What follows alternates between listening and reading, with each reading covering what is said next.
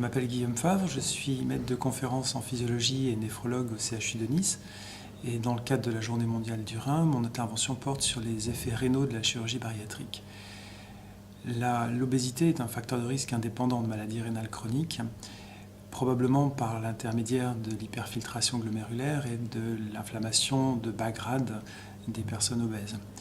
Au fond, le nombre de néphrons ne suit pas le nombre d'adipocytes et à la naissance, il y a une capacité de filtration déterminée qui va être surmenée avec la prise de poids.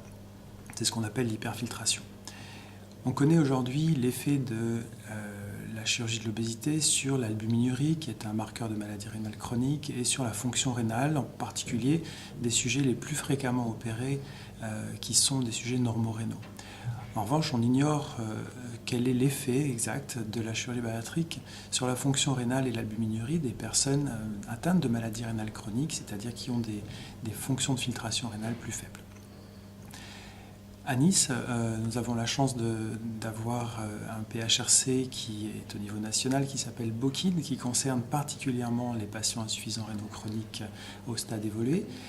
Et cette étude nous permettra de répondre à la question du bénéfice rénal de la chirurgie bariatrique chez les personnes obèses, ce qu'on ignore totalement aujourd'hui. Donc au fond, pour résumer, on peut dire que la chirurgie bariatrique a des effets rénaux incontestables qui sont assez bien caractérisés, mais qu'on ignore au fond quels bénéfices peuvent en tirer les patients.